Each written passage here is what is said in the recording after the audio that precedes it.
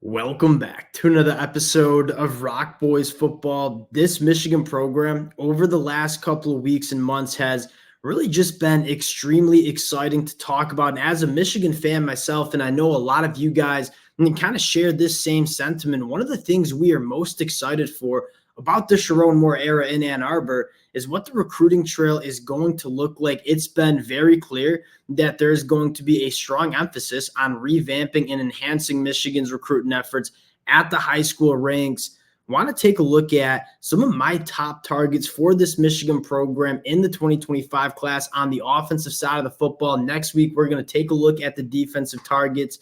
Really excited to get into this one. Before we do, and as always, just want to say thank you to you guys and a special shout out to the Michigan fans. You all know I'm a massive Michigan fan. I love talking this program. The amount of support you guys continue to show to the fellas, it truly does mean a lot. If y'all do enjoy the content, consider subscribing to the channel. Entering the month of June, it's going to be very, very busy on the recruiting trail. A lot of commitments to break down, a lot of official visits to talk about. So if you guys do enjoy it, lock in, subscribe to the channel. And without further ado, let's get into this one. I want to start with a quick discussion about what the wide receiver room on the recruiting trail kind of looks like. And a lot of Michigan fans have been in the comments saying Michigan is a run-first offense. It's going to continue to be that way with Sherrone Moore leading this program.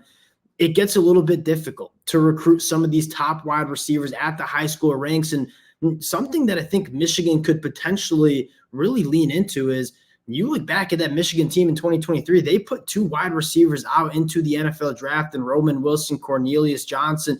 And so although you might not see Michigan grab 5-6 wide receivers in one class like you see other programs run, I think that kind of has a lot to do with the reliance we have on running backs and tight ends in this Michigan offense. You can still go get your top guys. And one of my favorite wide receivers in this 2025 cycle that I think Michigan has a really good chance at landing is four-star wide receiver, Quincy Porter from New Jersey. This is a wide receiver that when you look at the film, he just looks a little bit different at the high school level, 6'3", almost 200 pounds. But what really stands out to me, yes, he can work vertically down the field. He is exceptional in those contested catch situations, elite movement skills for that size. And you don't normally see 6'3", 200-pound wide receivers be able to separate like a guy Quincy Porter can. You look at Cornelius Johnson, a little bit of a bigger-bodied wide receiver. One of the things he did exceptionally well was separate, be strong at the catch point. And Quincy Porter is kind of that kind of wide receiver, and we kind of talk about working the ball down the field, hitting some more explosive plays, making opposing defenses respect what we're doing vertically down the field. A guy like Quincy Porter at 6'3", 200 pounds certainly could be a wide receiver that strikes some fear into opposing secondaries, and that's only going to help what Michigan wants to do running the football. You're looking for a true big body wide receiver one for this Michigan program over the next couple of years. I think Quincy Porter certainly could be that guy. Very good after the catch as well. And he's not necessarily the fastest in a straight line, but he is a load to bring down for defensive backs. Michigan very reliant on getting their wide receivers in space, letting them operate after the catch. Quincy Porter checks a lot of those boxes that you're looking for. Next wide receiver I want to talk about, another guy that I think is one of Michigan's top targets and certainly have a really good chance at landing. Four-star wide receiver Taz Williams Jr. from the state of Texas. You take a look at Taz Williams. One, just uber productive at the high school level. His junior year, 80 catches for over 1,200 yards, 10-plus touchdowns. And you take a look at the film, get a feel for what kind of wide receiver Taz Williams is. He's kind of built like a running back at that wide receiver spot. I think he could operate tremendously well from that slot, a guy that you just get the football to in space, let him operate. Really, really good change of direction. But again, that thick lower half, he's a load for defensive backs to bring down, a little bit of a different flavor than a guy like Quincy Porter, who is much more of that vertical separator. I think Taz Williams in those underneath route concepts, I think really could provide Michigan with a lot of juice. And then in the last pass catcher I want to talk about, and something that I think just continues to fly under the radar for this Michigan program. I think a lot of Michigan fans understand this. I think a lot of outsiders probably don't, is that this Michigan offense, it goes through the tight ends in the passing attack.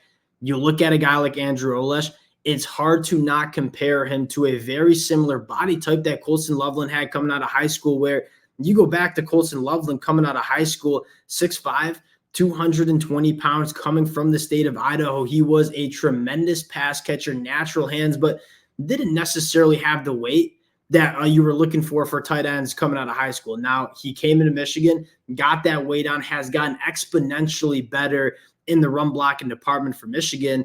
You look at Andrew Olish and say, all right, 6'5", 215, a little bit lighter. You take a look at the film, the natural pass catching ability that this kid has and the catch radius that he has is extremely impressive, right? 6'5", 215. He moves like a wide receiver, caught for over 950 yards during his junior year.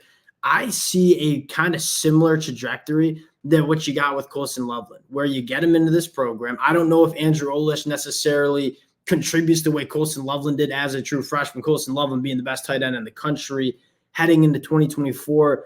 You get him in this Michigan program, you get that body type right to play tight end at the Big Ten level, and you get him up to 240 pounds, which you don't really see any problems doing. He's 6'5". He's got a big frame to put on some of that muscle mass. I look at a tight end that really could be a matchup nightmare in a similar way Colston Loveland is. And then you take a look at what he can do in the pass catching department, the catch radius in terms of work in the middle of the field when those throwing windows are a little bit smaller.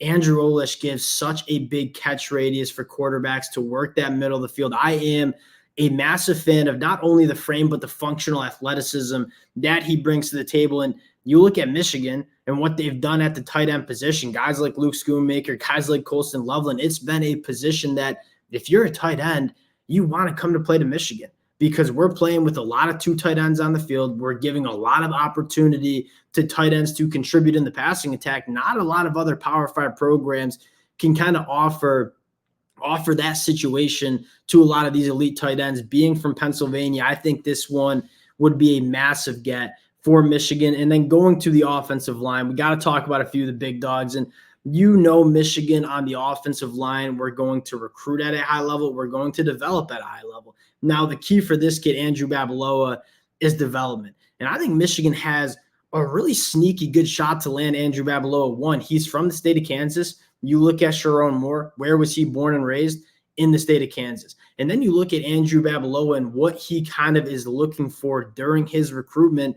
He obviously wants to get developed, but I think more importantly, he's really looking for academics. He's going out to Stanford for an official visit. I think Michigan can offer both the academics and the development part. You look at Michigan and the track record they have for developing offensive linemen. I don't know if there's another country that really can compete with what Michigan's doing. And then you look at this being just a perfect fit. Andrew Babaloa, rather new to the game of football. There's a lot of development from a skill set standpoint that needs to take place. There's a reason he's a 5-star. He has every single trait that you want in the world to play that offensive tackle spot. 6'6", 280, carries the weight exceptionally well. Really, really long arms. Former basketball player. You see that show up on the film. He's an elite mover for that size. Just needs to get developed as a football player. And I'm saying, what better spot for a guy like Andrew Babaloa to come and play and get developed by than Sherrone Moore, this Michigan program? I think Michigan's got a really good shot. Interested to see how this one shakes out. Another offensive lineman that a few of you guys mentioned in the comment section, Hardy Watts, coming from the state of Massachusetts. Michigan dominating the state of Massachusetts on the recruiting trail. We get a lot of top players in the state of Mass to come to Ann Arbor. You look at Hardy Watts and you say, this is the Michigan offensive lineman. And a lot of people like to knock what Michigan does on the recruiting trail. They go out and get guys that fit what they want to do. And you look at Hardy Watts, this is a guy that fits what Michigan wants their offensive line to look like. Plays right tackle at the high school level, probably kicks in the guard when he plays in college. I mean, talk about being powerful in a phone booth. When he's engaged with defenders, I mean, the lower half is extremely strong. He plays with that nastiness that I think Michigan looks for some of these offensive linemen. And quite frankly, the right tackle film was pretty damn good. And I think versatility is something that Michigan really does value on the recruiting trail. I say this all the time. You look at when Zach Sitter went down, being able to kick Carson Barnhart into guard after playing tackle most of the season. Michigan wants guys that you can move all around the offensive line, get your best 5 on. I think Hardy Watts, a guy that could play right tackle at the college level, certainly would be a very good guard.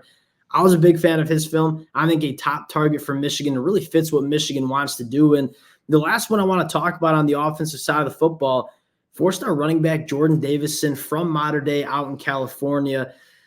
You look at Michigan and how this sets up for them. Obviously, Jordan Davison was trending to Ohio State for a large part of this recruiting process, right? Texas, Alabama also involved. Most Power 5 programs, quite frankly, involved in this recruitment, had a really good relationship with running back coach Tony Alford, who now is in Ann Arbor, Michigan. And so you look at that relationship potentially playing a strong role in getting Jordan Davison to Ann Arbor. And then you look at the development at the running back position, Blake Corum, Donovan Edwards, probably going to be a draft pick in 12 months.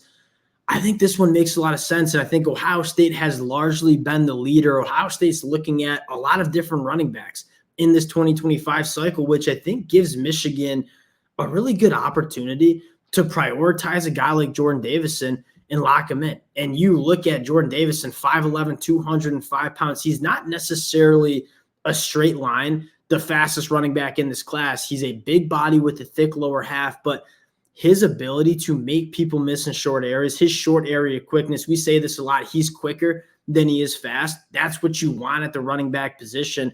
Contact balance is exceptional. He runs the rock extremely hard. This kid could come in and produce early for this Michigan running back room. Would love to see Jordan Davison up in Ann Arbor as well. We got a lot to talk about with this Michigan program on the recruiting trail. A lot of commitments to break down over the next couple of weeks. We'll cut it there. Appreciate you guys rocking with the fellas. Again, if you guys do enjoy the content, consider subscribing to the channel. Appreciate you guys, and we'll talk to y'all later.